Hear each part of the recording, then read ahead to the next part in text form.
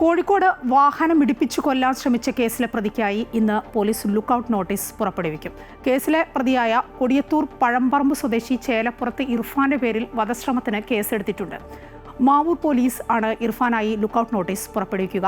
കൂടുതൽ വിവരങ്ങളുമായി കോഴിക്കോട് നിന്നും എം രാകേഷ് ചേരുകയാണ്. രാകേഷ്, ഈ ഇർഫാനെതിരെ ലുക്കൌട്ട് നോട്ടീസ് പുറപ്പെടുവിക്കാൻ പോകുന്നു.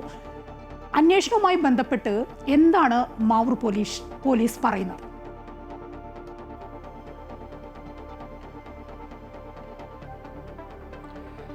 മായ, ഇതുമായി ബന്ധപ്പെട്ട് തൻസീഫ് എന്ന് പറയുന്ന വ്യക്തിയും നമ്മൾ ഈ പറഞ്ഞ ഇർഫാൻ എന്ന് പറയുന്ന വ്യക്തിയും തമ്മിലുള്ള സാമ്പത്തിക പ്രശ്നങ്ങളാണ് ഇത്തരമൊരു കലഹത്തിലേക്ക് നയിച്ചിട്ടുള്ളത്.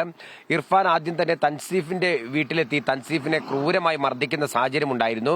ഇതിനുശേഷം ഇർഫാൻ തന്നെ അദ്ദേഹത്തിന്റെ വാഹനത്തിൽ ഈ തൻസീഫിനെ ആശുപത്രിയിലാക്കി മടങ്ങി വരുന്ന വഴിയാണ് ഈ ആക്രമണത്തിൽ പരിക്കേറ്റ തൻസീഫിന്റെ രണ്ട് സഹോദരന്മാർ തസ്നീം, തൻസിൽ എന്നിവരാണ്. ഇവർ ബൈക്കിൽ വരുന്ന സമയത്ത് ഈ കാറ് കാണുകയും കാറ് തടയാൻ ശ്രമിക്കുകയും ചെയ്യുന്നത്.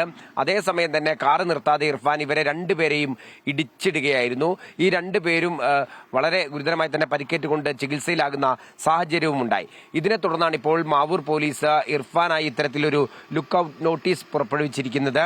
കൊടിയത്തൂർ പഞ്ചായത്ത് മെമ്പറായിട്ടുള്ള ആയിഷ ചേലപ്പുറത്തിന്റെ മകനാണ് ഇർഫാൻ എന്ന് പറയുന്നത്.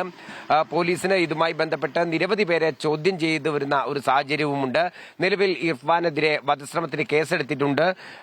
പ്രതി ഒളിവിലായതിനാൽ ലുക്കൌട്ട് നോട്ടീസും പുറപ്പെടുവിച്ചിട്ടുണ്ട്. മായ, രാകേഷാണ് വിവരങ്ങൾ നൽകിക്കൊണ്ടിരുന്നത്.